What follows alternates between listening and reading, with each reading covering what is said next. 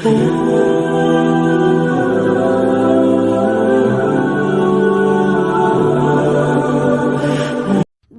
اللہ الرحمن الرحیم۔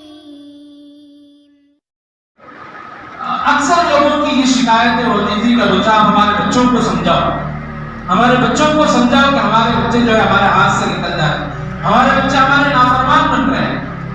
جدید دور ایسا، آج بچوں کے بگڑنے کا اہم مسئلہ یہی ہے، آج جو بچے بگڑ رہے ہیں دو ریزن اس کے ہو سکتے ہیں، ایک تو ماں باپ کا لاڈ اور پیار، اور دوسرا ماں باپ کی نرمی، اور وہ نرمی اس تعلق سے کہ بچوں کے ہاتھوں میں آج ماں باپ نے فون تھما دیے، آج والدین نے بچوں کے ہاتھوں میں موبائل فون تھما دیا کہ جس کی وجہ سے وہ غلط راستوں پر جا رہے ہیں، جس کی وجہ سے وہ غلطیوں پر غلطیاں کر رہے ہیں کہ آج وہ بگڑتا ہوا ماحول، اور ماں باپ اپنے بستروں کے اندر اپنے جو ہے رگ اوڑھ کے، کمبل اوڑھ کے جو ہے اپنے تکیوں کو بھگو رہے ہیں۔ اولاد کے لیے ماں باپ پیدا کیا، بڑا کیا، پال پوس کر اچھی پرورش کی، آج جب غلط حرکت کرتا ہے تو ماں باپ اب بچوں کو بول نہیں سکتے، ماں باپ اپنے بچوں سے ڈرتے ہیں کہ اگر میں بولوں تو میرا ساتھ کیا ہوگا یہ پتہ نہیں۔ اب ماں باپ یہی وجہ ہے کہ میں کہتا ہوں کہ اگر بچے چھوٹے ہیں، 10 سال کے ہیں، 12 سال کے ہیں، سن بلوغت کو وہ پہنچ گئے، بالغ اگر وہ ہو چکے ہیں تو ان کو موبائل سے دور رکھو۔ موبائل ان کی ضرورت نہیں ہے، موبائل ہرگز ان کی ضرورت نہیں ہے۔ موبائل فون کو اپنے بچوں سے دور رکھو۔ کیا ضرورت ہے آج 16 سال 17 سال بالکل کاڑی ہو جائے سب بچے؟ دیکھیں تو ہمارے کچھ دن پہلے تھے، دیکھیں تو اچھے ہفتے کٹے مسٹنڈے تھے، لیکن کچھ ایسے جو 18-20 سال کی عمر کو اس وقت میں نوجوان پہنچے ہوئے ہیں، آج ان کو دیکھیں تو بالکل کاڑی ہو گئے، ہوٹا بالکل کالے پڑے ہوئے ہیں۔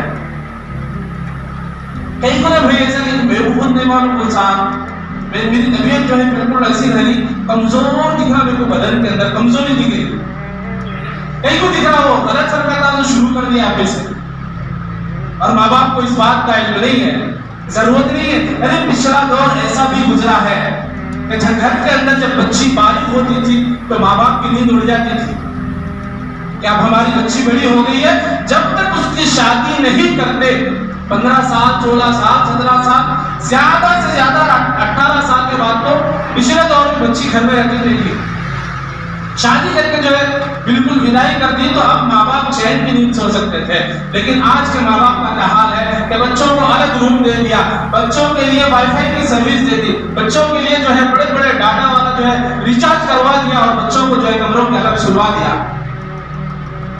اور کیا کہتے ہیں کہ ہمارے بچے ہمارے ہاتھ سے نکل گئے، اب ادھر اٹھے رانا کرے تو ہاتھ سے نہیں نکل گئے تو کیا کہتے ہیں تمہارا نام روشن کر دے۔ ضرورت ہے اس وقت میں ماں باپ اپنے بچوں کے اوپر دھیان دیں، توجہ دیں، ورنہ یاد رکھو اگر آج کوئی تمہارے بچے کو مار کر سدھارنا چاہتا ہے تو مارنے کی بھی اجازت دو۔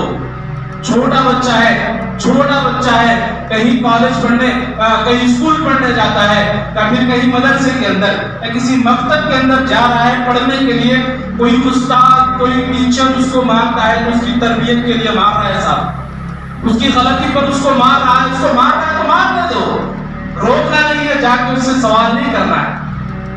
خود نبی صلی اللہ علیہ وسلم نے جو ہے اس کی اجازت دی ہے کہ آج جو ہے ہندوستان کا قانون بن گیا ہے کہ ہمارے بچوں کو نہیں مارنا، بچوں کو اسکولوں کے اندر یا پھر مکاتب کے اندر کہیں پڑھنے جا رہے ہیں تو مار دیں۔ یہ ہندوستان والوں نے قانون بنا لیا، اور آج کل کے ماں باپ نے جو بزدل ماں باپ کہتا ہوں، بہت بڑی بات بول رہا ہوں، بزدل ماں باپ میں کہتا ہوں ان کو کہ جنہوں نے اس قانون کا ایکسپٹ بھی کر لیا اور بچوں کو مارتے ہیں تو فوری آ کر سوال کیا جاتا ہے، ارے یاد کرو پچھلے دور کو، یاد کرو پچھلے اوقات کو، جب پڑھنے کے لیے ہم مدارس کے اندر، جب پڑھنے کے لیے ہم اسکولوں کے اندر جاتے تھے تو جب ٹیچر کوئی مارتے تھے تو جا کر ٹیچر سے کہا جاتا تھا کہ اتنا کیوں مارے اور مارو، اتنا کیوں مارے اور مارو، جو ہے ٹیچر سے کہا جاتا تھا۔ لیکن آج جو ہے کہ کوئی ٹیچر یا پھر کوئی استاد آج ایک بچے کو مارتا ہے تو اس سے جو ہے آ کر سوال کیا جاتا، کھلا پلا کے بڑے کرے گا تم کھلا پلا کے بڑے کرے گا، ہمارے بچے ہیں، تمہارا کام پڑھانا ہے، تم پڑھاؤ تھا جو۔ اسلام نے حکم دیا ہے صاحب نبی صلی اللہ علیہ وسلم نے ارشاد فرمایا جب بچہ 7 سال کا ہوتا ہے، جب بچہ 7 سال کی عمر کو پہنچ جائے تو تم اس کو کیا کرو؟ نماز کا حکم دو۔ جب 7 سال کا بچہ ہو جائے تو تم اس کو نماز کا حکم دو، اور 10 سال کی عمر کو پہنچتا ہے تو نماز چھوڑنے پر تم اس کو مارو۔ یہ نبی کا فرمان ہے۔ کیوں؟ اس لیے کہ یہ جو آج بچہ ہے اگر تم اس کو نہیں مارو گے، یہ کل جب بڑا ہو جائے گا تمہارے ناماننے کی وجہ سے اللہ کی مار اس پر پڑے گی، اللہ کی مار اس کے اوپر پڑے گی۔ بچے کی تربیت اگر تم نہیں کرو گے، کل کے دن یہ بچہ جا کر جو ہے بگڑ جائے گا۔ تو میں اولاد کے تربیت کے سلسلے میں یہ بات بھی کر رہا ہوں کہ اولاد کی تربیت کے لیے جتنی چیزیں تم کو اختیار کرنا ہے کر لو۔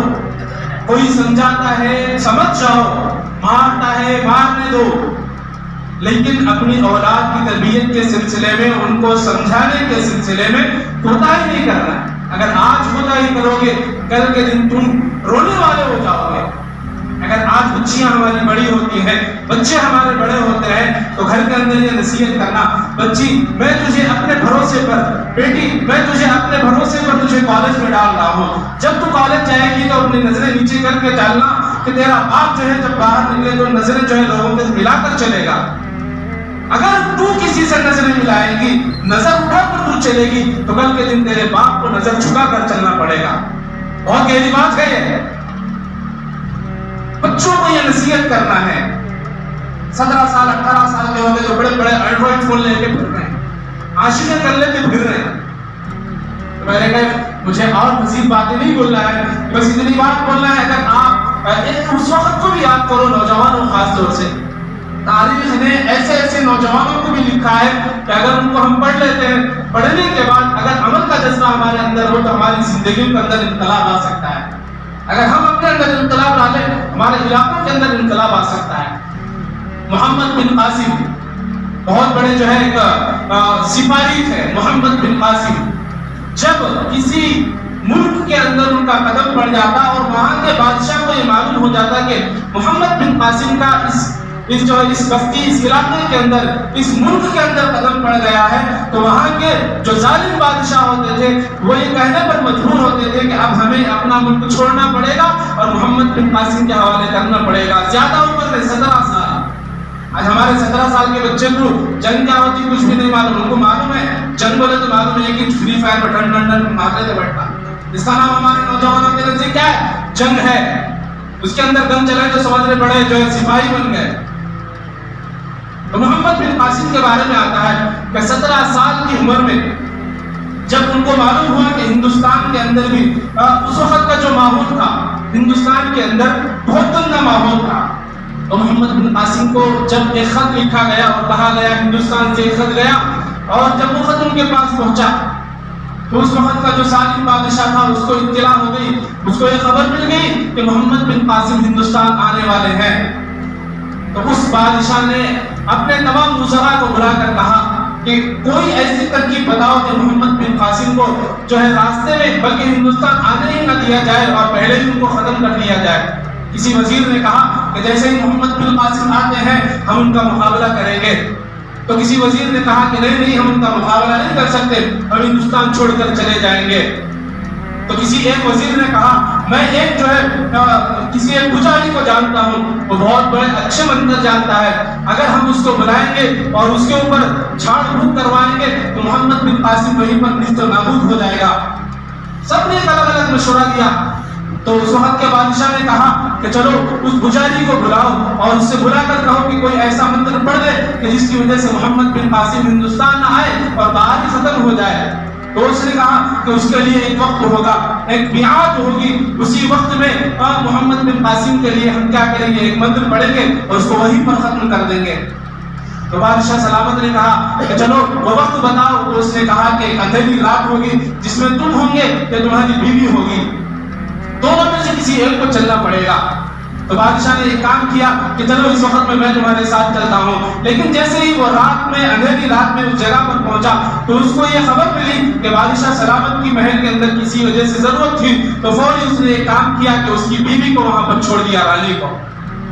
تو اب بجائے اس پجاری کے، اس منتر پڑھنے والے کے، اس نے کہا کہ یہاں پر مجھے بلانے کا مقصد یہ نہیں تھا کہ میں محمد بن قاسم کو ختم کروں، اور مجھے کوئی ایسا منتر بھی نہیں آتا کہ جس سے وہ جل کر خاک ہو جائے، بس میں نے یہاں تجھے اس لیے بلایا ہے کہ میں اپنی ضرورت کو پورا کر لوں، تجھ سے میں اپنی ضرورت پوری کرنا چاہتا ہوں۔ تو اس رانی نے کہا، بادشاہ کی اس بیوی نے کہا، اگر بادشاہ کو تجھے معلوم ہو جائے تو محمد بن قاسم کو بعد میں ماریں گے، تجھے پہلے ختم کر دے گا۔ تو اس پجاری نے کہا کہ وہ بات تو جو ہے بادشاہ تک پہنچے گی نہیں، کیوں؟ اس لیے کہ میں تجھ سے اپنی ضرورت پوری کر لوں گا اور یہاں سے چلتا بنوں گا۔ بس یہ گفتگو چل رہی تھی کہ رات کا وقت، اندھیری رات میں ایک نوجوان وہاں سے گزر رہا ہے اپنے قافلے کے ساتھ۔ تمام ماجرا اس نے دیکھ لیا، دیکھ لینے کے بعد فوری اس جو ہے منتر پڑھنے والے پجاری کے سامنے آ گیا اور آ کر کہنے لگا کہ تو نے اس کے ساتھ زیادتی کا جو معاملہ اور زیادتی والے جو الفاظ کہے ہیں تو اس سے باز آ جا۔ تو اس نے کہا کہ نہیں، وہ تو بھی بالکل نوجوان 17-18 سال کا لڑکا لگ رہا ہے، تو میرا کیا بگاڑ سکتا ہے؟ تو محمد بن قاسم نے اپنی تلوار نکالی اور اس کے 2 ٹکڑے کر دیا۔ پھر اس رانی نے یہ حال دیکھ کر اس نوجوان سے کہا جس کا نام محمد بن قاسم ہے کہ آپ جو ہے مجھے اپنے محل تک چھوڑ دیں۔ تو محمد بن قاسم نے کہا کہ اس کے لیے 3 شرطیں میں تم سے لگاتا ہوں، اگر تم 3 شرطیں مانو گی تو اس کے بعد میں تمہیں محل تک چھوڑ کر آؤں گا۔ تو 3 شرطیں کیا تھی کہ تمہارے پیر میں جو گھنگرو ہے وہ گھنگرو تمہیں نکالنے پڑیں گے۔ اس نے اس شرط کو مان لیا۔ اور دوسری شرط محمد بن قاسم نے رانی سے کہا، دوسری شرط یہ ہے کہ راستہ جب چلنے کا موقع ہے تم سامنے رہنا، میں پیچھے رہوں گا، تمہاری سواری الگ ہوگی، میری سواری الگ ہوگی۔ اور تیسری شرط محمد بن قاسم نے جو لگائی اور وہ یہ تھی کہ راستے بھر میں ہم بات نہیں کریں گے، بس آرام سے ہم کو چلنا ہے۔ 3 شرطیں اس رانی نے مان لیا۔ جب راستے پر جو ہے اپنا پورا وقت ختم ہو گیا، صبح کا وقت تھا، محل کے بالکل سامنے گئے تو رانی نے کہا کہ یہی میری منزل مقصود ہے۔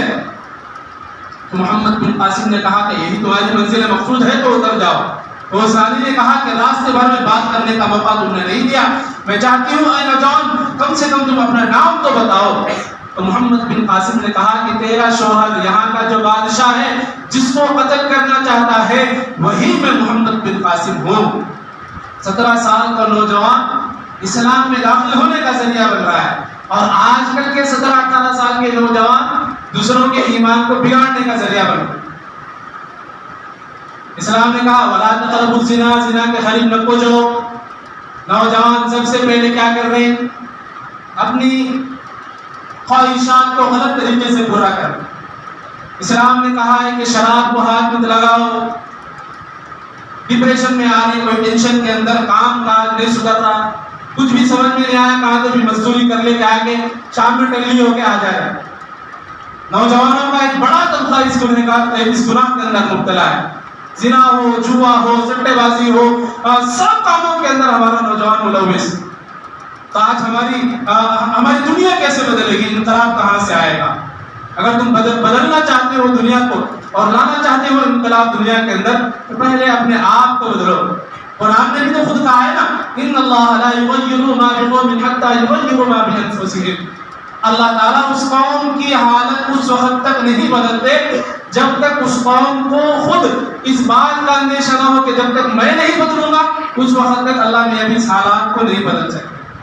تو میں نے کہا باتیں تو بہت ساری ہیں، بس اولاد کی تربیت کے سلسلے میں اس وقت میں جو باتیں ہوئی ہیں اس کے اوپر تھوڑا ایک طاہرانہ نظر ڈالو اور غور کرو کہ کیا واقعی ہمارے بچے یا پھر ہمارے رشتہ داروں کے اندر یا پھر ہمارے محلے کے اندر یا ہمارے نوجوانوں کے اندر ایسے ہی معاملہ ہو رہا ہے۔ اگر ہو رہا ہے تو ان کی اصلاح کی جو ہے اس وقت میں ضرورت آپ خود بننا چاہتے۔ اب ایسا نہیں ہے، یہ دور بھی تو اتنا خراب ہے، بہت زیادہ خراب دور ہے۔ کوئی نصیحت کرنے گیا تو اس کو بولتے پہلے تمہارے بچوں کو سدھار لو بعد میں بولو۔ کوئی جا کے نصیحت کرا دے، بچہ تمہارا ایسی حرکت کرا دے، بولے تو ہاں پہلے اپنا گھر دیکھ لو، اپنے گریبان میں چھانٹ لو، پھر آ کے ہم آپ کو بولو بولتے ہو۔ بھائی تمہارا کوئی ناصح بن کے آیا ہے تو اس کی نصیحت قبول کرنے کے قابل ہے تو قبول کر لینا، کوئی غلط بات بولے تو اس کو چھوڑ دینا۔ تو نوجوانوں کی تربیت کے سلسلے میں، بچوں کی تربیت کے سلسلے میں جتنی حد تک امکان کوشش آپ کر سکتے ہو کر لو، بس آگے ہماری نسلوں کو بچانا ہے، ایمان کو ان کے بچانا ہے۔ اگر ایمان ان کا محفوظ نہیں تو کل کے دن مرنے کے بعد اللہ نے کو کیا منہ دکھائیں گے، کیا جواب دیں گے نہیں معلوم۔ بس یہ چند باتیں آپ حضرات کے سامنے رکھنی تھی. اللہ رب العزت والجلال سے دعا ہے کہ اللہ تعالیٰ ہم تمام کو کہنے سننے کے ساتھ عمل کی توفیق نصیب فرمائے. آمین. وآخر دعوانا الحمدللہ رب العالمین.